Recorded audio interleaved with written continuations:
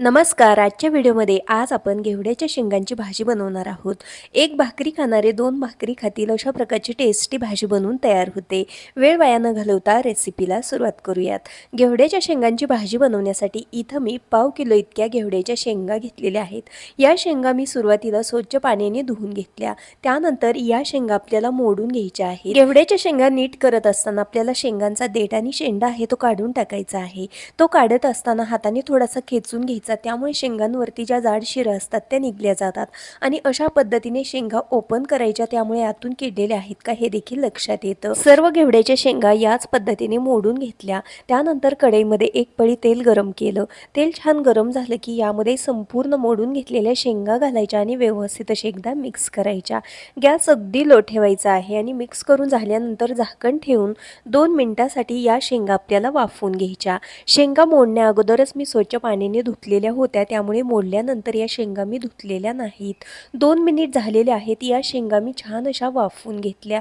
पुन्हा एकदा व्यवस्थित असे एकदा आपल्याला हलवून घ्यायचं आहे आणि संपूर्ण शेंगा कढईमधून बाजूला काढून घेऊयात. त्यानंतर त्याच कढईमध्ये 2 पळ्या इतकं तेल घालते. तेल छान गरम झालं की यामध्ये 1/2 चमचा मोहरी आणि 1/2 चमचे जिरे घालणार आहोत. शेंगा वाफवताना देखील 1 पळी तेलाचा वापर केलेला होता, त्यामुळे इथं तेल थोडंसं कमीच वापरलेलं आहे. आवडीनुसार तेलाची क्वांटिटी तुम्ही कमी अधिक करू शकता.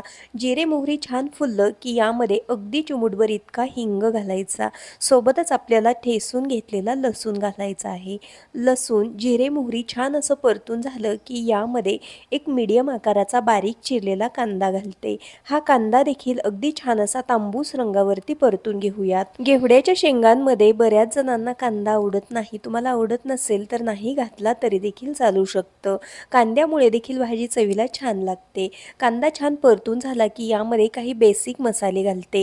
1 चमचा बॅडगी मिर्च पावडर, अर्धा चमचा ठेवणीतलं काळं तिखट आणि 1/2 चमचा हळद पावडर घातली. अगदी कमी मसाल्यांमध्येच ही भाजी मी बनवत आहे. मसाले छान असे परतून झाले की यामध्ये वाफवून घेतलेल्या घेवड्याच्या शेंगा घालूयात. सोबतच चवीनुसार मीठ घालायचं आहे. संपूर्ण मसाले या शेंगांमध्ये व्यवस्थित असे एकदा मिक्स करून घेऊयात.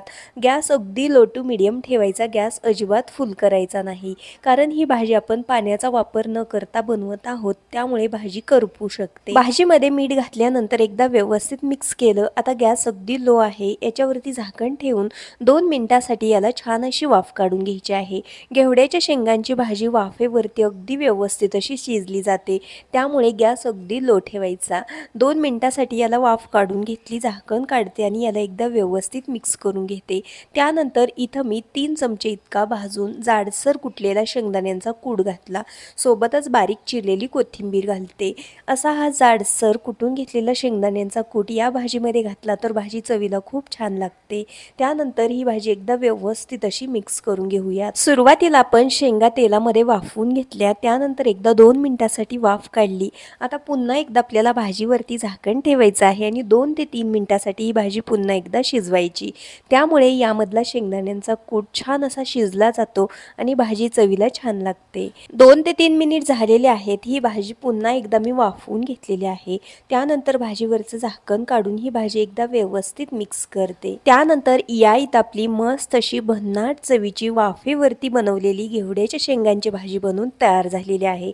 भाजीला रंग बघू शकता, काय सुंदर आलेला आहे. भाजीचा सुगंध म्हणाल तर अगदी घरभर दरवत आहे. अशा प्रकारची टेस्टी भाजी बनवून तयार झालेली आहे. भन्नाट चवीची घेवड्याच्या शेंगांची भाजी आपण चपाती भाकरी सोबत सर्व करू शकतो. आजचा व्हिडिओ तुम्हाला थोडा जरी आवडलेला असेल तर व्हिडिओला प्लीज एक लाईक नक्की करा. चॅनलवरती नवीन असाल तर सबस्क्राईब करा.